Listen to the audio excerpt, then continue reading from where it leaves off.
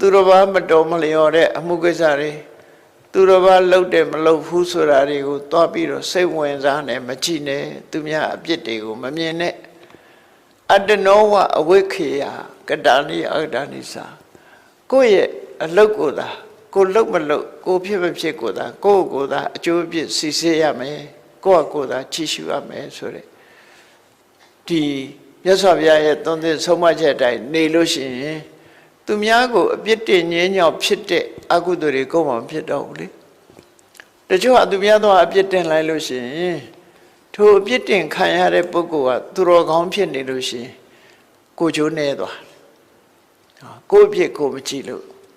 အပြစ်တင်ခံရတဲ့ပုဂ္ဂိုလ်ကတကယ်သူတော်ကောင်းကိုလည်းသွားပြစ်မှားမိတတ်တယ်တခါကြတော့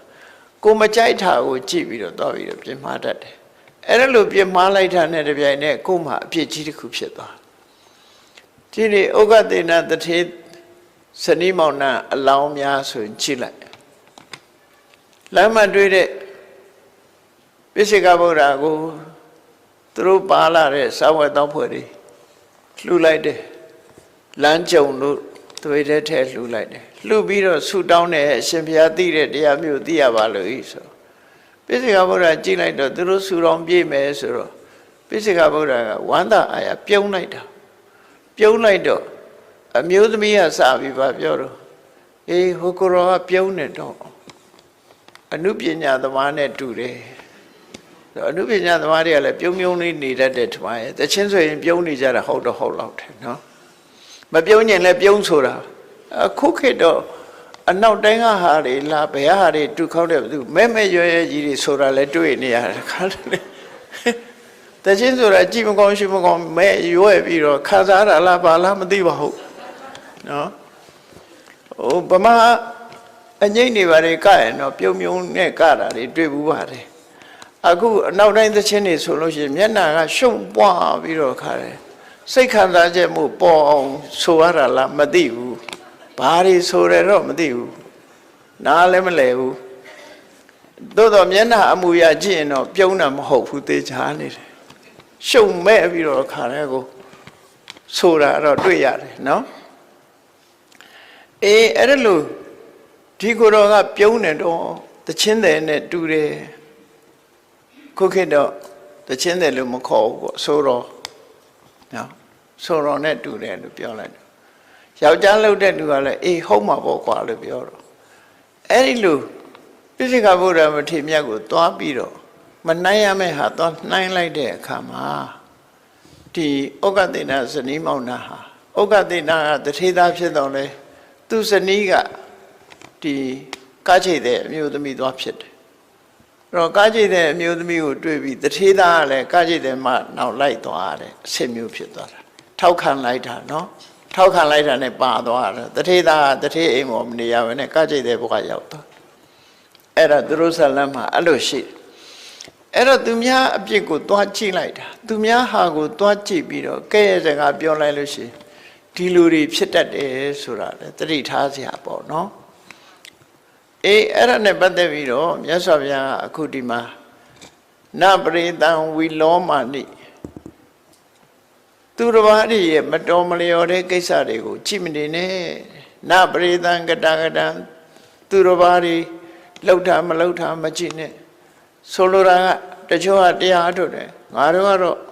ဥပုံနေလဲဥပုဆောင်တယ်တို့ရထဲအားတွေတော့စောင့်မအောင်ဒီလိုဟာမျိုးပေါ့နော်သူများမစောင့်တာတော့ပြောငါတို့စခန်းဝင်တာဗဒနေရှိတို့ရထဲစခန်းဝင်တဲ့လူတယောက်မှမရှိဘူးဟောအဲ့ဒါလို့သူများကိုသွားမကြည့်လေနဲ့လို့သူတို့ဆိုလိုတယ်ပေါ့အတ္တနောဝအဝိခေယကတာနိအာကတာနိစာကိုလှုပ်တာဝဲကိုကြည့်ပြီးတော့ကိုပဲဆန်းစစ်ပါလို့မြတ်စွာဘုရားဟောတာနော်အဲ့ဒါဘာနဲ့ပတ်သက်ပြီးဟောတာတော့ဆို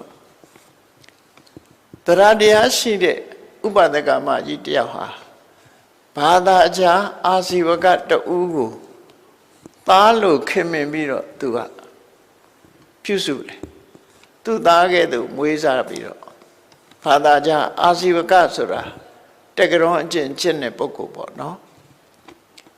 သူကိုသားကဲ့သို့ပြုစုပြီးတော့နေတယ်တရားကြတော့မြတ်စွာဘုရားကြွလာတော့မြတ်စွာဘုရားတရားနာခြင်းတယ် နာကျင်တော့သူကဖျားစီသွားမှစိုးရိမ်တော့အဲ့ဒီတက္ကရုံကကန့်ကွက်တယ်ကန့်ကွက်တော့အဲ့ဒီတက္ကမကြီးကသူ့သားလေးကိုလွတ်ပြီးတော့ကဲမြတ်စွာဘုရားကိုသွားပင်မှာအိမ်ကိုငါပင့်နေတယ်ဆိုဘုရားသွားပင့်တဲ့အခါမှာတက္ကရုံကအဲ့ဒီကလေးနဲ့တွေ့တယ်ကဘယ်သွားမလို့လဲဘုရားသွားပင့်မပင့်နဲ့ကွာဘုရားအတွက်ချက်ထတာငါတို့နှစ်ယောက်စားကြမယ်အဲ့ဒါလို့မပင့်အောင်ဖြတ်တယ်သို့တော့သွားပင့်တဲ့ကလေးကဟာအမေကိုကြောက်တယ်မလို့ရဲဘူးသူပင့်ခိုင်းတာပင့်ရမှာပဲဆိုသွားပင့်တယ်ပင့်လို့မြတ်စွာဘုရားကြွလာတဲ့အခါသူကအကြံဉာဏ်ပေးလိုက်တယ်ဘယ်နာကဘယ်အိမ်ကဆိုတာမပြောခဲ့နဲ့ကွာဒီတိုင်း